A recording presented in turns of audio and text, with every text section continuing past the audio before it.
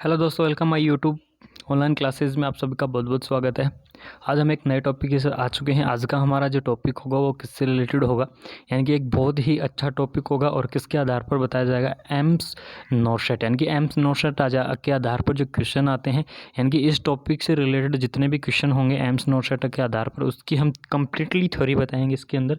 ठीक है, तो हमारी इस वीडियो के अंदर बने रहिएगा। अगर इससे पहले मैं बता दूँ, हमारे चैनल को सब्सक्राइब कर ले एंड बेल आइकन का अवश्य दबा लेना। चलिए हम अपनी वीडियो को स्टार्ट करते हैं। तो सबसे पहले हम देख लेते हैं कि जो सेल की एनाटॉमी, यानी कि पहले से ही आपको टाइटल से पता चल रहा है कि आज किसके बारे में डिस्कस करने वाले हैं। तो सेल एनाटॉमी के बारे में, यानी कि discuss about the cell anatomy. ठीक है, and this is the topic of the BSc nursing first year. यानी ये टॉपिक क्या है, बीएससी नर्सिंग फर्स्ट ईयर का टॉपिक है और बहुत ही इंपॉर्टेंट टॉपिक है। और दूसरी चीज़, जो एनाटॉमी की जो स्टार्टिंग होती है वो इसी ही टॉपिक से होती है। ध्यान रखना, जो एनाटॉमी की जो स्टार्टिंग होती है वो इसी टॉपिक से होती है। तो चलिए हम आप सभी को एक सेल की एनाटॉमी के बारे में बता देते हैं कि सेल के अंदर कौन कौन से पार्ट होते हैं, क्या क्या चीज़ें होती हैं। तो ये सारी चीज़ें इस वीडियो के अंदर बताई जाएंगी। हमारे इस चैनल के साथ बने रहिएगा, हमारी वीडियो के साथ बने रहिएगा। तो चलिए हम बताते हैं, अच्छे से समझाएंगे। सबसे पहले हम आपको स्ट्रक्चर के बारे में बता दें, सेल की स्ट्रक्चर क्या होती है। तो साथ साथ देखते जाइए कि सेल के अंदर क्या क्या चीज़ें होती हैं। सबसे पहले देखिए, जो सेल होती है वो बायलेयर्ड लेयर होती है। ध्यान रखना, मान लीजिए ये सेल है, यानी कि हमारी चित्रकला थोड़ी कमज़ोर है तो थोड़ी फीलिंग ले लीजिएगा। मान लीजिए ये क्या है, सेल है। दूसरी चीज़ एक और बता दें, सेल क्या होती है, बायलेयर्ड। यानी कि कैसी भी सेल हो, किसी भी चीज़ की सेल हो, वो क्या होती है, बायलेयर्ड होती है। ध्यान रखना, बायलेयर्ड का मतलब जानते हो, बायलेयर्ड का मतलब है डबल लेयर। यानी कि सेल हमेशा कौन सी होती है, डबल लेयर की होती है, या फिर किस नाम से जानते हैं, बायलेयर्ड। ध्यान रखना, सेल कौन सी होती है, हमेशा बायलेयर्ड सेल होती है। ये चीज़ मैं बता देता हूँ आपको। ठीक है, यानी कि सेल कौन सी होगी, बायलेयर्ड होगी। सॉरी, देख लीजिएगा, मान लीजिएगा ये सेल है अपनी। ठीक है, ये सेल कौन सी है, बायलेयर्ड सेल है। ठीक है, ये सेल कौन सी है, ये देख लीजिएगा, बायलेयर्ड सेल है। ठीक है, अब इसके अंदर देख लेते हैं। सबसे पहली चीज़ अच्छे से समझ लेना, सबसे पहली चीज़ इसके अंदर क्या चीज़ है, मान लीजिए ये क्या है, न्यूक्लियस। यानी कि किसी भी सेल के अंदर आप सभी को पता है न्यूक्लियस पाया जाता है। तो मान लीजिए ये क्या है, न्यूक्लियस है। और न्यूक्लियस के अंदर भी क्या पाए जाते हैं, सबसे इम्पोर्टेंट चीज़, न्यूक्लियस के अंदर क्या पाए जाते हैं, तो न्यूक्लियस के अंदर क्या पाए जाते हैं, आरएनए पाए जाते हैं। ठीक है, ठीक है बच्चों, क्या पाए जाते हैं, आरएनए पाए जाते हैं। ठीक है, तो मैं आपको सबसे पहले ये बता देता हूँ कि ये होते क्या हैं। मान लीजिए ये क्या है, यानी कि ये थोड़ी सेल की स्ट्रक्चर है। इसे हम किस नाम से जानते हैं, यानी कि बायलेयर्ड लेयर होती है, इसे हम किस नाम से जानते हैं, सेल मेम्ब्रेन। ठीक है, यानी कि जो ये बाहर की लेयर दिखाई दे रही है ना आपको, बायलेयर्ड लेयर, इसे हम क्या कहते हैं, सेल मेम्ब्रेन के नाम से जानते हैं। और जो न्यूक्लियस की जो बाहरी लेयर होती है ना, ये न्यूक्लियस की, इस न्यूक्लियस की बाहरी लेयर को हम किस नाम से जानेंगे, न्यूक्लियस मेम्ब्रेन। ठीक है बच्चों, इसे हम किस नाम से जानेंगे, न्यूक्लियस मेम्ब्रेन के नाम से जानेंगे। उसके बाद देख लेते हैं और क्या चीज़ें, यानी कि यहाँ पर मैंने बता दिया आपको, आरएनए पाए जाएंगे। ध्यान रखना, यहाँ पर क्या पाए जाएंगे, आरएनए पाए जाएंगे। ये आपको दिख रहा है, ये आरएनए पाए जाएंगे। उसके बाद देख ले और क्या क्या चीज़ें देखने को मिलती हैं, अच्छे से समझ लेना बच्चों, बहुत ही इंपॉर्टेंट टॉपिक है। इस प्रकार क्या होता है, इसमें एक बिंदु बिंदु टाइप की, यानी कि एक फ्लूइड टाइप का भरा रहता है सेल के अंदर। ध्यान रखना, यानी कि सेल के अंदर एक फ्लूइड टाइप की जो भरा रहता है, उसी हम क्या कहते हैं, क्या कहते हैं बच्चों, साइटोप्लाज्म। ठीक है, यानी कि इसे हम किस नाम से जाएंगे, साइटोप्लाज्म के नाम से जानेंगे। ठीक है, इसे हम क्या कहते हैं, साइटोप्लाज्म के नाम। ध्यान रखना, साइटोप्लाज्म किन किन के बीच होता है, जो साइटोप्लाज्म होता है वो न्यूक्लियस मेम्ब्रेन, ये तो होगी न्यूक्लियस मेम्ब्रेन, सॉरी ये तो हो गई सेल मेम्ब्रेन, और ये हो गई न्यूक्लियस मेम्ब्रेन। यानी कि साइटोप्लाज्म कहाँ पर होता है, सेल मेम्ब्रेन, और जो न्यूक्लियस मेम्ब्रेन का जो हिस्सा है ये दिखाई दे रहा है आपको, यहाँ पर क्या पाया जाता है, साइटोप्लाज्म पाया जाता है। ठीक है, और क्या क्या चीज़ें पाई जाती हैं, सबसे पहली चीज़, कुछ इस प्रकार के स्ट्रक्चर बनती है। अच्छे से समझ लेना, कुछ इस प्रकार की स्ट्रक्चर बनती है। ठीक है, ये बायलेयर्ड स्ट्रक्चर होती है। इसे हम किस नाम से जानते हैं, माइटोकॉन्ड्रिया के नाम से। ठीक है, इसे हम किस नाम से जानते हैं, माइटोकॉन्ड्रिया। एक अच्छा सा क्वेश्चन आ रहा है यहाँ से एम से रिलेटेड, तो ध्यान रखना ये क्या है, power house of the cell. अच्छे से समझ लेना, power house of the cell किसे कहते हैं, इनकी सेल का पावर हाउस किसे कहते हैं, तो माइटोकॉन्ड्रिया को। ठीक है, इनकी माइटोकॉन्ड्रिया को क्या कहते हैं, power house of the cell कहते हैं। उसके बाद देख लेते हैं, इसी प्रकार की, यानी कि सेम इसी प्रकार की एक स्ट्रक्चर बनेगी। ठीक है, जिसके अंदर क्या होंगे, राइबोसोम अटैच होंगे। यानी कि कुछ इस प्रकार के पॉइंट पॉइंट टाइप की चीज़ें, जो ये स्ट्रक्चर बनी है इसके ऊपर अटैच होंगे। इसे हम किस नाम से जानते हैं, RER, RER का मतलब समझ रहे हो? RER का मतलब होता है rough endoplasmic reticulum. Rough endoplasmic reticulum को हम किस नाम से जानते हैं? RER के नाम से जानते हैं, जिसके ऊपर राइबोसोम अटैच होते हैं। और जो RER का जो मेन फंक्शन होता है सेल के अंदर क्या होता है? RER के अंदर मेनली प्रोटीन का सिंथेसिस होता है, यानी कि RER किसके अंदर हेल्प करती है? प्रोटीन सिंथेसिस के अंदर हेल्प करती है। उसी प्रकार एक स्ट्रक्चर यहाँ भी पाई जाती है जिसके ऊपर ओनली इस प्रकार के स्ट्रक्चर, लेकिन इसके अंदर क्या होंगे? राइबोसोम के कण नहीं पाए जाएंगे। ध्यान रखना, RER के अंदर राइबोसोम के कण पाए जाते हैं, लेकिन जो SER यानी इसे किस नाम जाएंगे? SER के अंदर क्या पाए जाते हैं? राइबोसोम के कण नहीं पाए जाते हैं।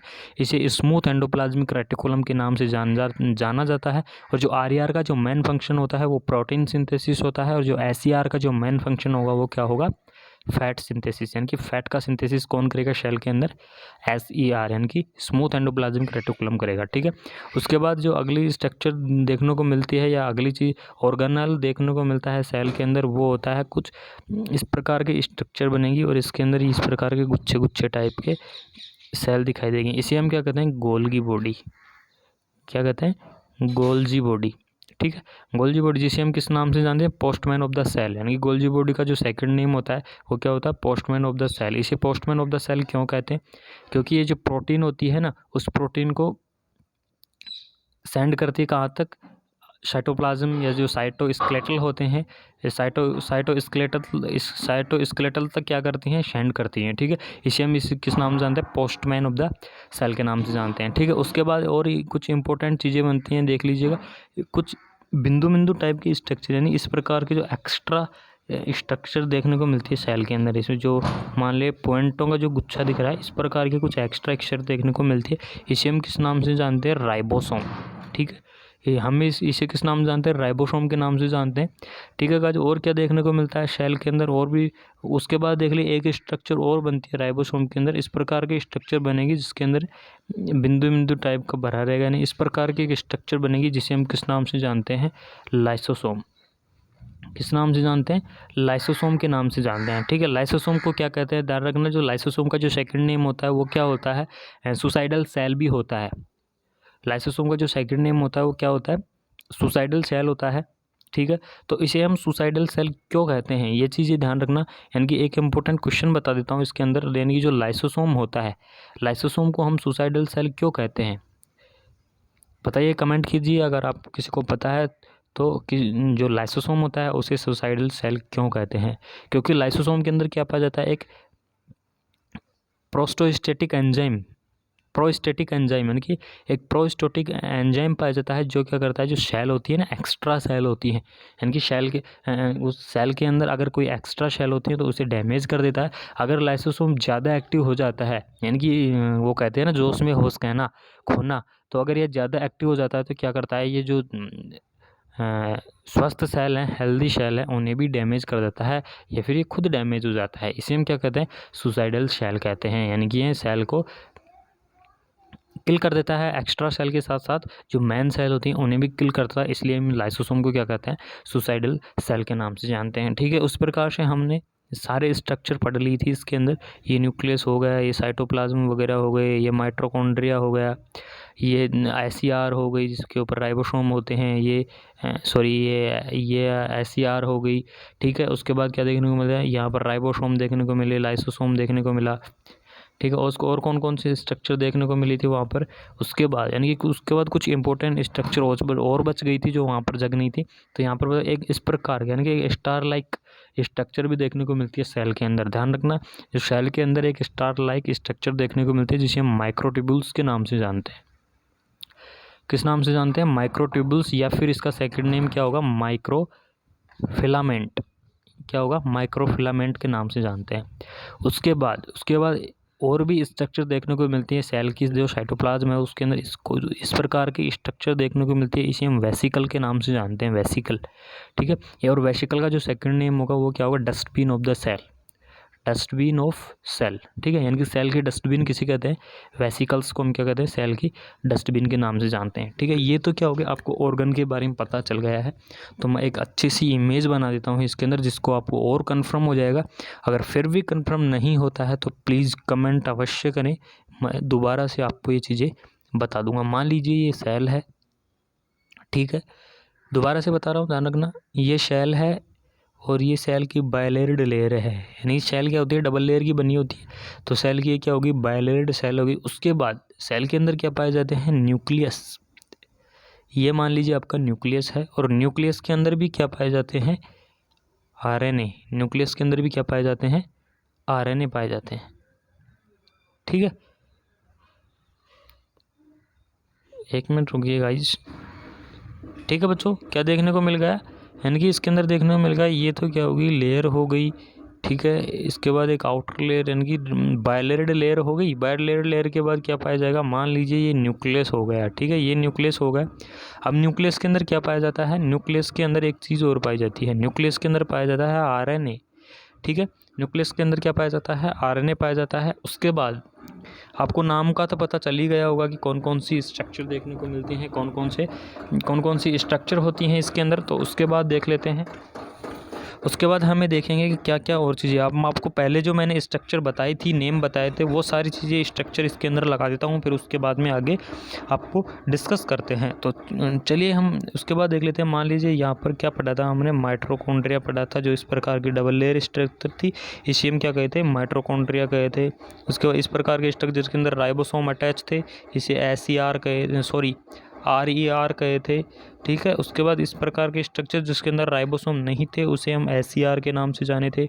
और उसके बाद इस प्रकार की जो स्ट्रक्चर जिसके अंदर गुच्छे टाइप की स्ट्रक्चर बन रही थी, इसे हम गोल्जी बॉडी के नाम से जाने थे।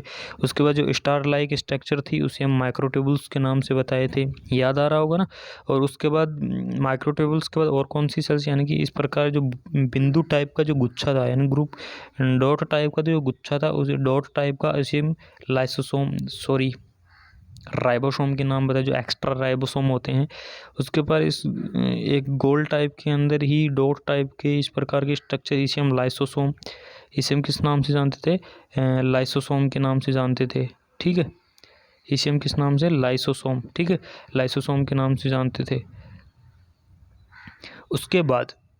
उसके बाद और क्या देखने को मिलता है इसके अंदर। उसके बाद और इम्पोर्टेंट चीज़, यहाँ तो RNA हो गए, जो ये क्या है, सेल मेम्ब्रेन है, ये क्या है, न्यूक्लियस मेम्ब्रेन है। इसके अंदर यानी कि जो न्यूक्लियस मेम्ब्रेन के अंदर DNA, यानी न्यूक्लियस के अंदर क्या पाए जाते हैं, DNA और हिस्टामिन प्रोटीन। न्यूक्लियस के अंदर DNA और हिस्टामिन प्रोटीन पाई जाती हैं। ठीक है, उसके बाद एक इस बिंदु टाइप की स्ट्रक्चर होगी, इसे हम वेसिकल्स के नाम से जाएंगे। तो ये क्या है, स्ट्रक्चर ऑफ द सेल, यानी कि सेल की स्ट्रक्चर है।